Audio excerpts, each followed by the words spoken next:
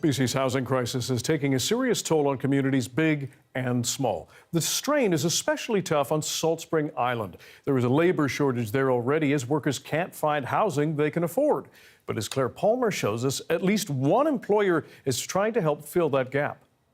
So I'm so grateful that I have what I have because I can afford to feed my kids and pay bills. It's a strange sight. Half a dozen RVs permanently fixed behind the local grocery store. But for Donna Vasallo, this is home. The only home she can afford, paid for by her employer, Country Grocer. Equipped with hot water and a garden, it's one of 25 owned by the grocery store. It's also the island's largest employer, according to operations manager Matteo Hamani. The grocery store had to take matters into its own hands when faced with a labor shortage, as employees couldn't stay on the island due to the lack of affordable housing. About a quarter of store employees live here. It's probably, let's say, $20,000 a trailer, and so you can quickly see how that adds up. And but you know, it's better than having to shut the store. Jason Roy Allen is a Salt Spring resident and president of the Chamber of Commerce and says the lack of housing has ripple effects through the economy. People come here, they want to move here, they get great job offers from great businesses here on the island, but can't afford to live here. Technically, the RVs are breaking local housing rules with the Island Trust, the local governing body, but officials say they aren't enforcing those regulations because of the dire need for affordable housing. Laura Patrick is the elected trustee for Salt Spring and says it's time to look at changing the island's official community plan. Had good intentions in 2008 to create more affordable housing, but you know, what worked, what didn't work. So we've got to go in there, have a hard conversation with the community. Still, actual housing is a long ways away, which leaves some concerned for the future of the island. If you can't live here, house here, what are you going to do? My daughters are already talking about, leaving the island, and they're not even ready to leave the house yet. About 140 units of affordable housing have been built over the past 5 years, with 3 other projects planned or proposed for the island. Claire Palmer, CBC News, Salt Spring Island.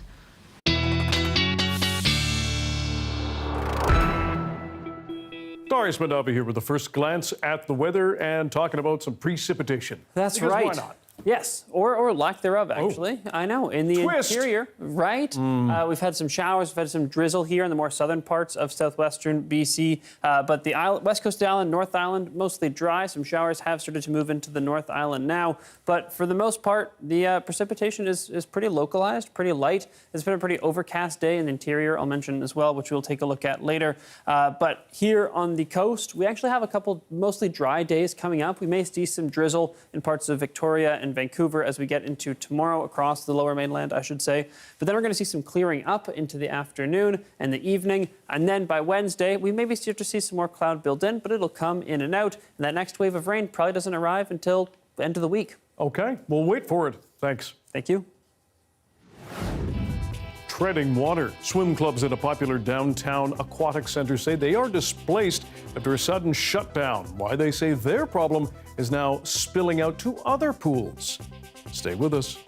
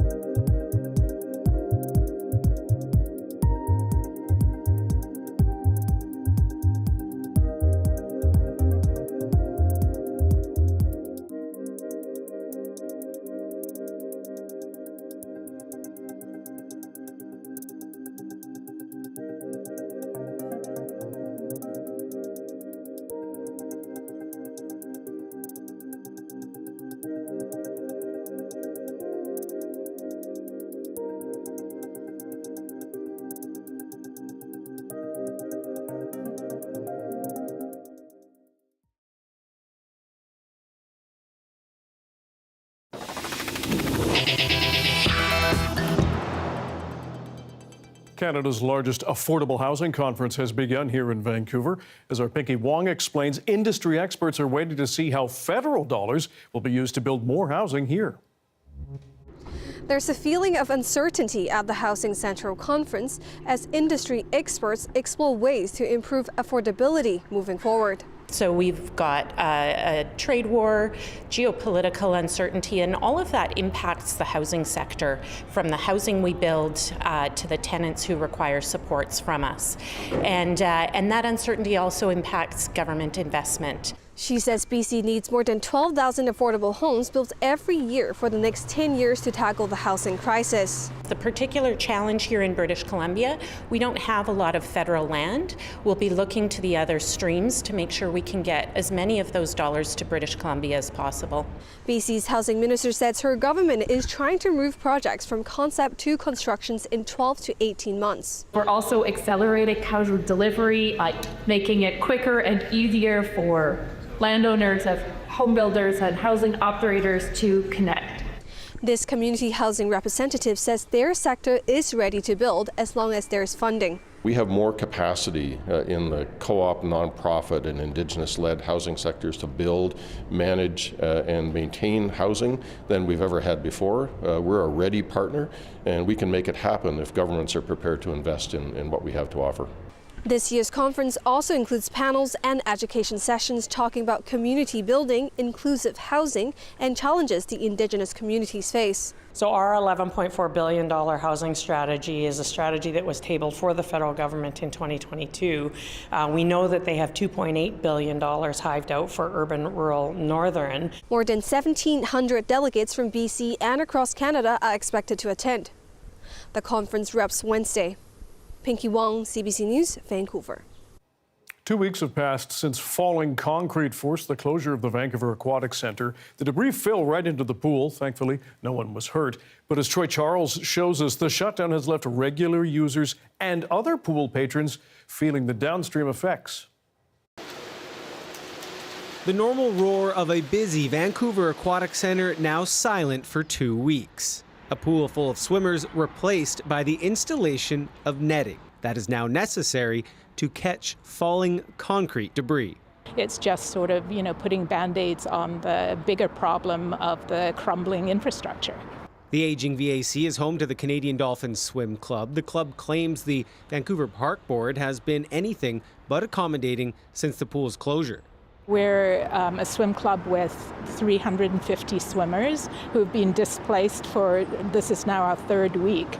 It would be, really key to have a reopening date so that we can plan. Mansfield says for the last 2 weeks, its swimmers have been dispersed amongst 10 pools across the Lower Mainland. The park board still can't give a reopening date and say staff have been in contact with affected user groups and will continue to provide updates on any impacts to their rental times. Where possible, we're working to accommodate these groups in alternative spaces. Swim club members are concerned that this current scheduling crunch is only a preview of what's to come next summer when the VAC is closed for roughly 3 years for a $175 million retrofit. It's something that I think a lot of other pool users outside of the VAC haven't fully realized, that it's going to impact everybody who uses a pool in the city of Vancouver. That realization is currently hitting Dan O'Leary, a Vancouver resident who considers himself a regular swimmer at the Hillcrest Aquatic Centre. I would have gone swimming this morning, and my experience on Friday put me off. I think the Parks Board perhaps is burying their head in the sand. With 19 coaches on salary, the pool reopening can't come soon enough for the Dolphin Swim Club. Granted, the new nets do their job. Troy Charles, CBC News, Vancouver. Here's a look at the day that was in White Rock. Some light showers, plenty of cloud as temperatures dip below 10 degrees. Darius will have your BC-wide weather forecast coming up.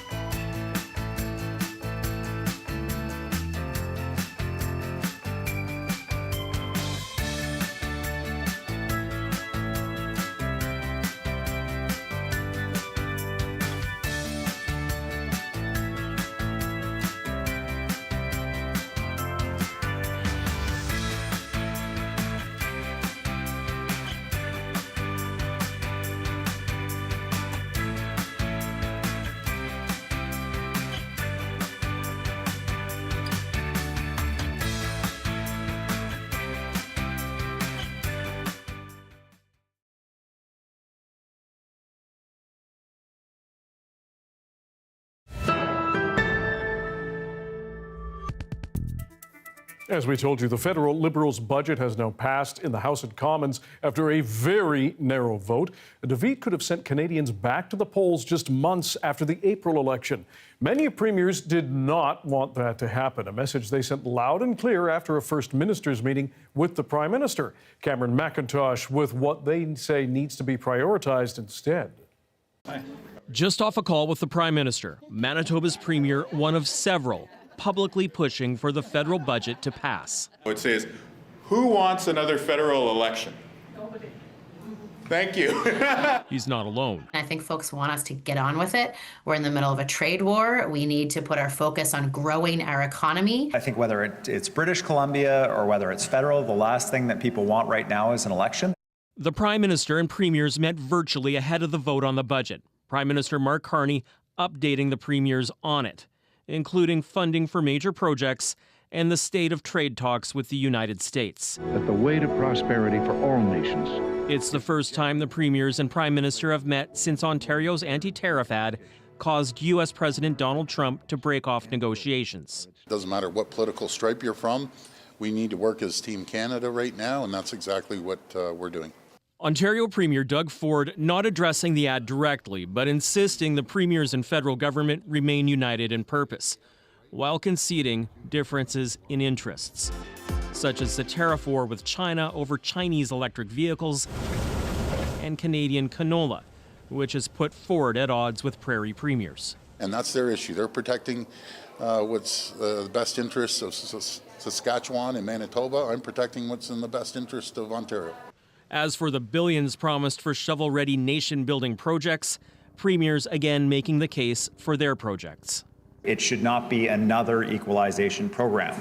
I said that the federal government needs to be relentless and remorseless in pushing for economic growth wherever they can find it. With the budget passed and the federal government stable, premiers say they are now looking to Ottawa to follow through on the promises of the budget quickly. Cameron McIntosh, CBC News, Winnipeg. Statistics Canada, meanwhile, says our inflation rate fell to 2.2% in October, down slightly from September. The drop is largely from cheaper prices at gas pumps and the grocery store. The CBC's Jennifer Lagrassa has more. Inflation cooled to 2.2%, down from 2.4% in September, thanks to gas and groceries, according to Statistics Canada. Despite some relief on groceries, prices are still high, exceeding overall inflation for the past 9 months, leaving people's budgets stretched thin. The grocery prices been rising a lot, and I usually spend like $80 a week, but these days I have to spend like around $300 a week. I was just thinking on the way out that, $99 didn't buy me a heck of a lot. Sometimes it's, you decide whether a bill gets paid or if you're getting groceries. Compared to the same time last year, grocery prices are up 3.4%, but they're down from 4% in September. That's the largest month-over-month drop since September 2020. Shoppers were paying less for fresh vegetables, but more for fresh or frozen chicken. There is still inflation.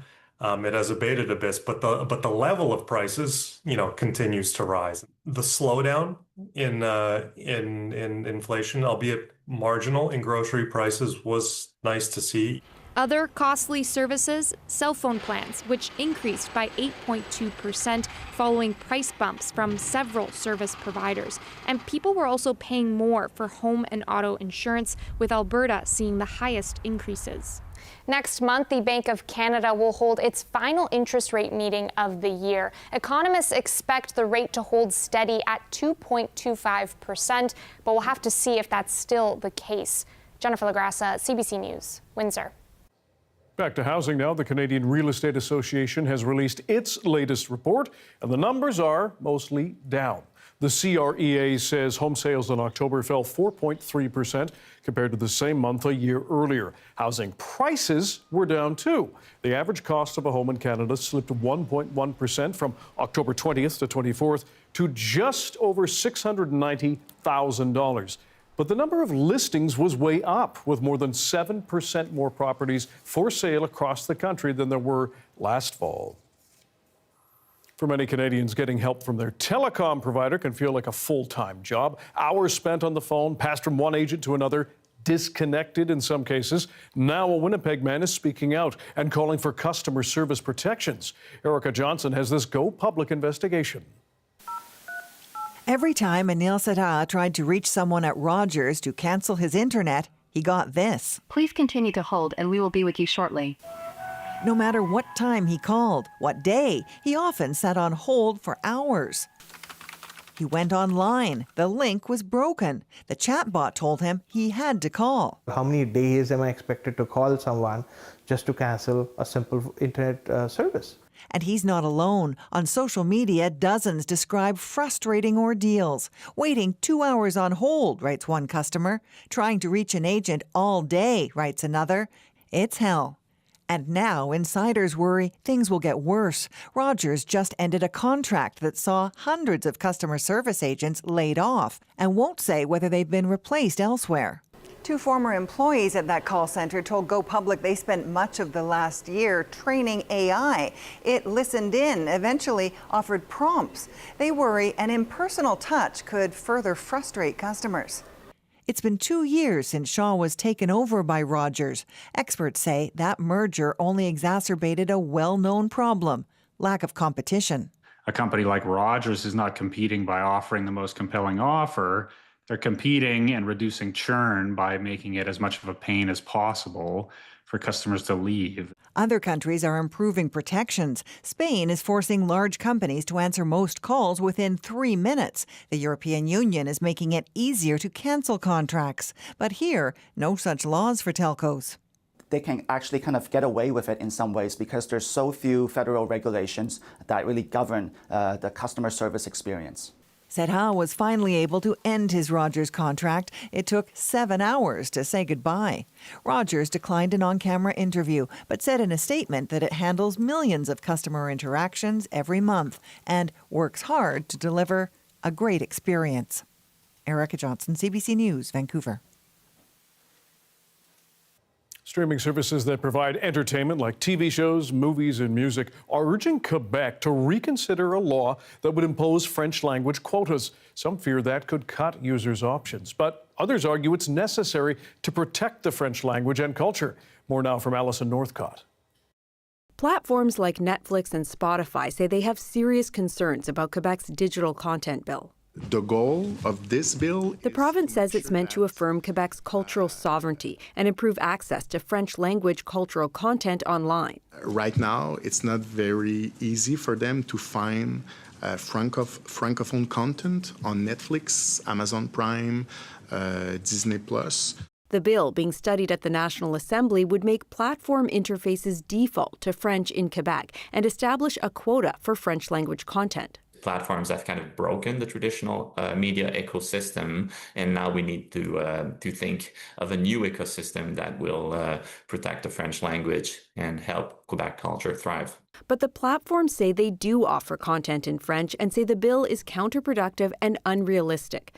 Music streaming sites say it would curtail consumers' choices and bring unintended consequences. If a consumer starts to go to unlicensed places to get access to the music that they want to listen to, I think, as I say, going back to the Napster days, you can see that consumers will follow a path, right, to get to what they want to listen to. This law professor says the bill could limit what Quebecers can access. That you could have certain platforms look at the costs of compliance here and say that it's just not worth the trouble.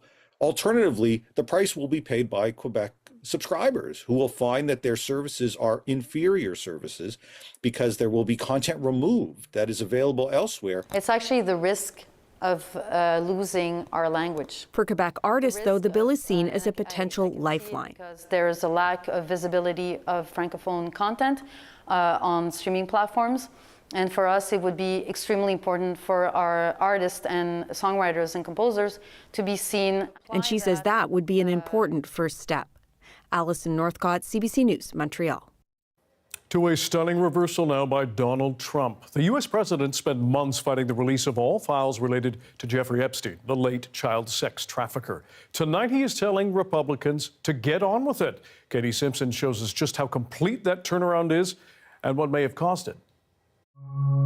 This is me. This was me. This is me when I met Jeffrey Epstein. Survivors of Jeffrey Epstein's abuse sharing their stories in a new public awareness campaign. There are about 1,000 of us. Adding to the mounting pressure on officials to release all files related to the child sex trafficker. Good afternoon. Pressure that may be getting to the U.S. president as he dramatically reverses course and now endorses the release of all files, appearing angry this continues to be a distraction. All I want is for people to recognize the great job that I've done. Trump is encouraging Republicans to vote yes on a bill that would compel his government to share all Epstein documents and is open to signing it if it also passes in the Senate. They can do whatever they want. We'll give them everything. Sure, I would. Let the Senate look at it. Let anybody look at it. But don't talk about it too much because honestly, I don't want to take it away from us. A change of heart in time to stave off an embarrassing defeat. Dozens of Republicans had planned to defy the president and support the bill before he changed his mind. Donald Trump appears to have chickened out on the Epstein scandal. He's caved. It's a complete and total surrender. Critics question Trump's new position, pointing out that as president, he could make the documents public. A vote is not needed. Top Senate Democrat Chuck Schumer writing, "The vote is to compel you to release them. Let's make this easier. Just release the files now." Anti-Trump protesters cited the Epstein files as one of many issues they're frustrated about, though few expect it will hamper Trump in the long run. But I think that people have illusions if they think that the release of the Epstein files are going to bring him down. Again and again, Donald Trump barrels over opposition. Katie Simpson reporting. The COP30 climate summit is wrapping up in Brazil tomorrow. It opened in the town of Belém to indigenous protests and controversy. On the eve of the summit, Brazil's government greenlit gas giant Petrobras's plan to begin oil exploration near the mouth of the Amazon River. And in Canada, Mark Carney's government has fast-tracked a number of energy projects. It's against that backdrop that CBC's medical columnist, Dr. Melissa Lem, joins us now all the way from Brazil. Dr. Lem, good to see you. Why did you think it was important to attend COP30? Well, Dan, if you want to influence the world's leaders in a healthy direction on climate action, this is the place to be because this is where the world's commitments on climate become official. The World Health Organization says that climate change is the greatest threat to global health of the 21st century. And on the flip side, taking action on climate change is one of the best ways to improve our health because so many healthy climate measures are also healthy for us, like plant-rich diets, active transportation by walking, biking, or rolling instead of driving, and heating our homes with clean electricity instead of fossil fuels like natural gas that pollute our indoor air and cause lung disease. Our healthcare system is only about 20% responsible for what keeps us healthy. The other 80% come from the social and environmental determinants of health, including clean air, clean water, and a healthy climate. So being able to head to COP30 with the Canadian Association of Physicians for the Environment to improve ambition on climate change among leaders within government, healthcare, and civil society is arguably one of the best ways I can improve my patients' health. Before we get to some more of your impressions of the conference itself, what are the health implications of these fossil fuel projects, specifically in Brazil and in Canada? Well, the thing about fossil fuels, Dan, is that they don't just heat up our atmosphere and cause climate change. They also contribute to a lot of health harms wherever they're extracted, transported, or burned. A recent Harvard study linked 1 in 5 premature deaths around the world to air pollution from fossil fuels because of higher rates of conditions like heart disease, lung disease, and cancer. And in the northeast of our own province, BC, a really polluting process called hydraulic fracturing or fracking is used to extract the methane gas that's then liquefied into LNG and transported in pipelines.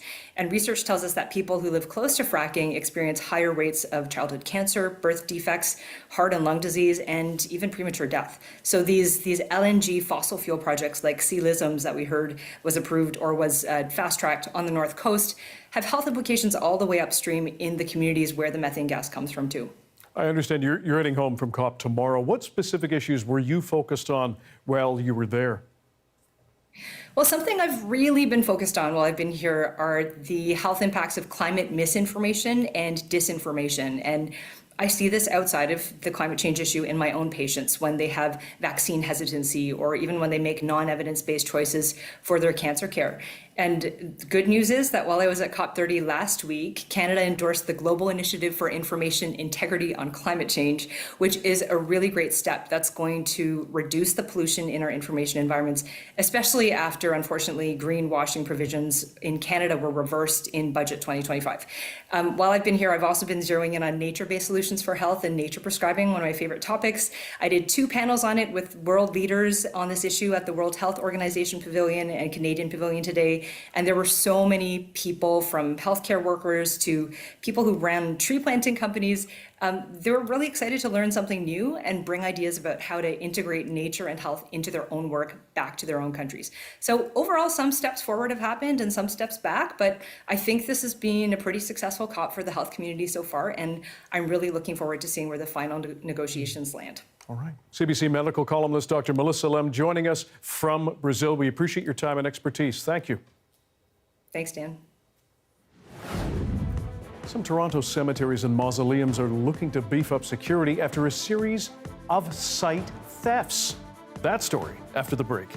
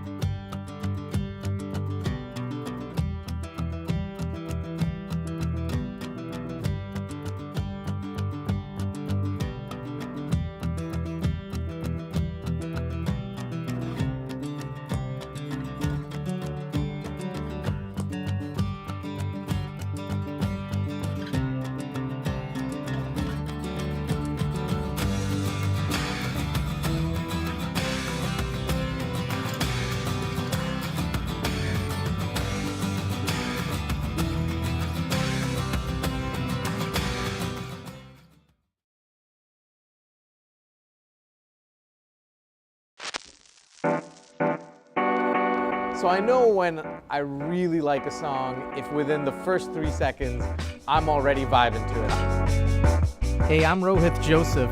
Vibin' is the new show all about discovering great new songs and fresh artists from across BC and beyond. It's not one person dictating what good music is. It's the community sharing what good music is. Stream Vibin' on CBC Listen.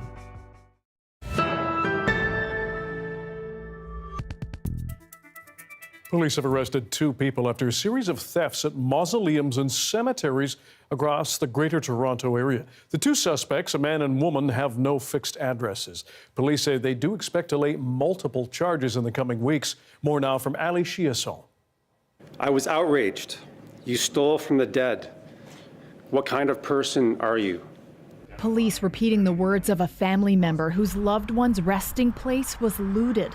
One of 300 police say that have been ransacked in recent months. It was premeditated, deliberate, and utterly disgraceful. Police allege 45-year-old John Rutch and 31-year-old Jordan Noble targeted 8 cemeteries across the Greater Toronto area. In some cases, they posed as grieving family members in order to tour the premises before committing these crimes. It's alleged they'd return with a drilling tool, break into cremation compartments called niches, taking anything from gold chains to Pan Am medals, and sometimes even the urns themselves. The accused had dumped the ashes of loved ones. That landed the accused with 3 counts each of indignity to a dead body, in addition to theft charges. You know, there are watches and gold jewelry, but it's the sentimental little things like keychains and souvenirs from past vacations that really hit home how much of a violation this must be for the families. This is just what they found on the suspects while arresting them at a Niagara Falls motel. Police believe a lot more has been melted down and sold. It's more grief, it's more loss if they can't get those items back. The Mount Pleasant group of cemeteries wasn't targeted, but the news has them double-checking their mausoleums. Any company would review their security measures and always have in mind what more can be done. In a statement, Arbor Memorial, the company that owns and operates 5 of the cemeteries that were hit, says families can get in touch and arrange a guided niche inspection where they can remove any valuable items at their discretion. I think that this will be a wake-up call for a lot of cemeteries and mausoleums to understand what lighting and extra security measures can do to support what should be a very sacred space. Police believe there are more victims. They've even set up an email for people looking to report missing items. Ali Chiasson, CBC News, Toronto. The weather update is brought to you by BC Cancer Foundation. Give today to bring more progress and possibilities to patients and their families. Your donation changes everything.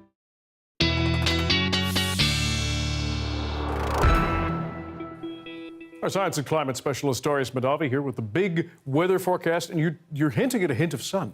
Yes. Hinting at the hint. Hinting at a hint, yeah. Just a hint. Now, we have... We're here all week, folks. Yeah. Whether you like it or not. We've had a bit of an overcast day in much of the southern interior for the Okanagan. That'll continue into tomorrow as well as the southeast. But places like the Thompson and further north getting a little bit of sunshine again tomorrow, as will much of southwest BC. If we look here, some of that precipitation, some of those showers, that drizzle coming tomorrow morning. But then as we get into the afternoon hours, we see some of that cloud clear out. And it should happen before sunset, which means actually a little bit of sunshine. I was optimistic that Wednesday we'd be seeing more of a mix of sun and cloud. It does seem like most models are trending in the direction of it being mainly cloudy to overcast. I'm saying mainly cloudy for now, but it may end up just being pretty overcast on Wednesday. If we zoom out to the rest of the province, we've had that snow and rain moving through the interior. Freezing levels pretty typical for this time of year, 1,000, 1,200 meters or so in the southern interior.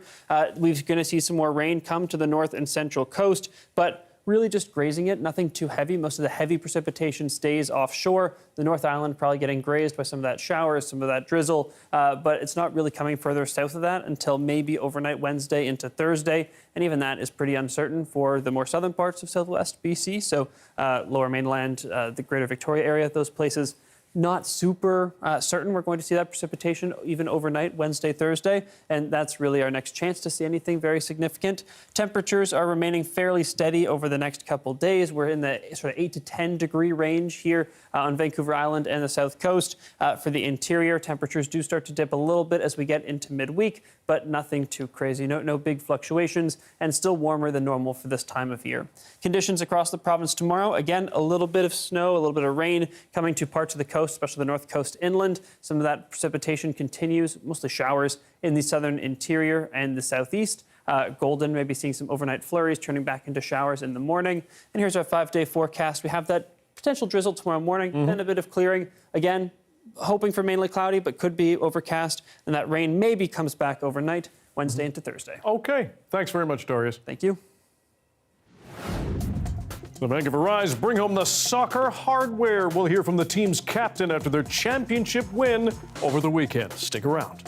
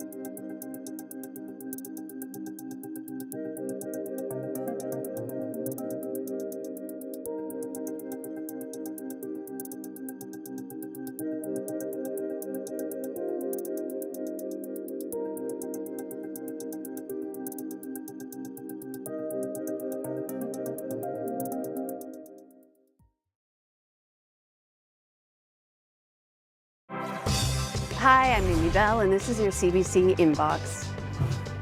On Friday, December 5th, start a new holiday tradition at CBC's Make the Season Kind in support of local food banks across BC. Come down to the CBC Outdoor Plaza where we're celebrating all things kind, from karaoke to a 5K run, plus exclusive treats, selfies, and more. For all the details and to find out how you can give, visit cbc.ca/kindbc. There is a new sports championship. It's champion in Canada. The Vancouver Rise Women's Soccer Club. The squad won the inaugural Northern Super League title with a 2-1 victory over Toronto this weekend. Captain of the Rise, Samantha Chang, joined our colleagues on the coast and brought some hardware with her. Yeah, it's been a whirlwind of 48 hours, that's for sure. Just trying to take everything in.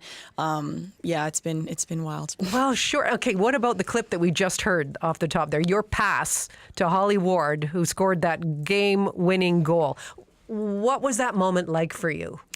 Yeah, I mean, it was a tough game for us. The first half was, we didn't really create many chances, and they created a lot of chances. So it was a tale of two halves. And the second half, we really came out there with a lot of energy. And all year, me and Holly have been playing on that left side together and gotten to know each other really well. And I know she's going to run to the end of any ball I send her, so it's easy to pass to her.